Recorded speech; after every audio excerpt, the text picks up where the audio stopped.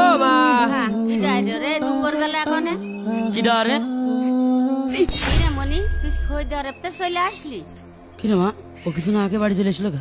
তুই আসবি ভালো কথা, তা তুই আমার একটু ফোন কর কবি নে যে আমি বাড়ি আসছি, বলি কি হয়তো? তাই তো তোর বলা নেই ক নেই, হুট করে সৌদি আরব তো দেশে চলে আসলি। কালকেও তোর সাথে আমার ফোনে 1 ঘন্টা কথা হয়েছে। আমি যে তোর বড় ভাই, একবার আমার বলতে পারতিস যে ভাই আমি দেশে আসছি। আমি তো সারপ্রাইজ দেওয়ার জন্য তোদের না বলে চলে আসলাম। কোন বিবেকে তুই বিদেশে চলে আসলি? তোর বোনেরা আমি 3 মাস আগে বিয়ে দিলাম, হ্যাঁ হ্যাঁ তার জিনিসপত্র দেওয়া হয়নি, হ্যাঁ তার ফার্নিচার দিতে হবে, ঘর বাড়ির এই অবস্থা, তুই কোন বিবেকে চলে আসলি?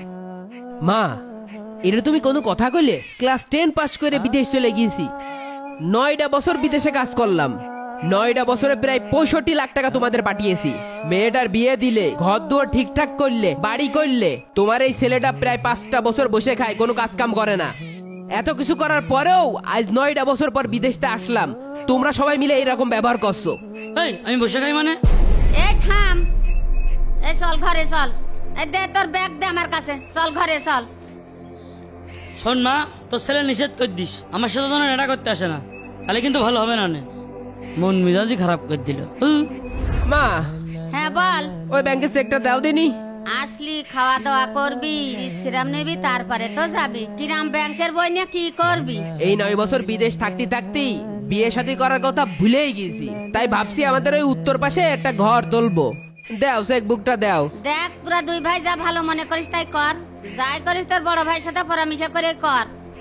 শোন মনি, ওই চেকে বলে টাকা নেই, ওই 522 টাকা আছে বলে।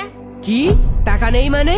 আমি 9 বছরে যা পরিশ্রম করেছি, আমার পরিশ্রমের টাকা 65 লাখ টাকা আমি পাঠাইছি। আমি চেকমেক সম্বন্ধে কিছু বুঝি না, ব্যাংকেও আমি যাইনি। তোর বড় ভাই যায়, তোর বড় ভাইয়ের কাজ শুনবে। বড় ভাই কোন জায়গাটায়? বড় ভাই দেখা ওই 7 দোকানে আছে। আমি বিদেশে 60 ডিগ্রি সেলসিয়াস তাপমাত্রার ভিতরে কাজ করি, আর ও আমার টাকায় মজমা মারে। হ্যাঁ, আমার টাকায় আড্ডা মেরে বেড়াই, ও দেখছি আমি। আরে আকিব ভাই যে সৌদি থেকে কবে আসলেন? এই তো আজকে সকালে আসলাম। আপনাকে একটা কথা বলতে চাচ্ছি, তা কিভাবে যে বলি। আচ্ছা আচ্ছা বলো বলো বলো। আপনি যে বিদেশ থেকে এত টাকা পাঠাচ্ছেন, আপনার ভাই আছে না, ও তো আপনার বিদেশ থেকে পাঠানো সব টাকাগুলো দোকানে জুয়া খেলে নষ্ট করে ফেলে। এগুলো কি আপনার জানা আছে? আর লজ্জার ব্যাপার কিভাবে বলবো, ওর বন্ধুদের সাথে ওই আমবাগানে ইয়াবা থেকে শুরু করে গাঁজা, আফিম টাফিম একবারে হজালে সেবন করে। তাই নাকি? ভাই আপনি একটু খোঁজ খবর নিয়ে দেখেন। আচ্ছা ঠিক আছে ছোট ভাই, আমি বিষয়টা দেখছি, যাও তুমি। তুই যে আমাকে সাথে বারবার খেলে হেরে যাস, তোর কি কোনো লজ্জা শরম নেই? দূর পাগল, ওর আবার লজ্জা কিসির? টাকা কি ও ইনকাম করে নাকি? ওর ভাই বিদেশে টাকা পাঠায় আর ও খালি খরচ করে। তোর তো সমস্যা কি? আমার আবার কি সমস্যা? তোর টাকা নিয়ে হাসছি আমি। সত্যি কথা বললেই তো দোষ। এই আরে আর খেলবি? বাট আবার বাট। কত কত খেলবি বেডটা? 1000 খেলবো। আচ্ছা ঠিক আছে, এই না আমার 1000। এই নে 1000। এই নে। আরে এবারও তোর 1000 গেল। টাকা কি আছে নাকি আরো দেবো? আরে তোদের মতো ফকির নাকি? বাহ বাহ বাহ, আমি এদিকে দিন রাত পরিশ্রম করছি, আর আমার বড় ভাই সেই টাকা বড় ভাই জুয়া খেলে উড়োচ্ছে। বাহ কি সুন্দর। কি রে আকিব, তুই এখানে, তুই বাড়ি যে রেস্ট না করে? আমার ব্যাংকের টাকা কই, সেই হিসাব তোর এখন দিতে হবে। চল বাড়ি চল। আরে চল ওঠ, দাঁড়া যাচ্ছি। বাড়ি চ, মা ডাকছে। আরে যাচ্ছি। বিদেশে খাইতে বসছি আমি, তুই এখানে জুয়া খেলে উড়োচ্ছ। ভাই দেখেছি, কিন্তু তোর মতো নেমো গরম ভাই কোনোদিন দেখিনি। আরে কি করলাম তোর সাথে আমি? তুই এমন কাজটা করতে পারলি আমার সাথে? চল। আরে আমি মা সব ডাকছে, টাকা চল। থেকে তুই আমার টেনে টেনে নিয়ে যাচ্ছিস। মা কি হইলো আবার তুগার? এই যে তোমার বড় ছেলে নিয়ে আইছি, আমি যে বিদেশ থেকে 65 লাখ টাকা পাঠাইছি, সেই টাকা তোমার বড় ছেলে কি করেছে আমার পাই টু পাই হিসাব দেওয়া লাগবে। তুই কি টাকা আমার কাছে পাঠাইছিস?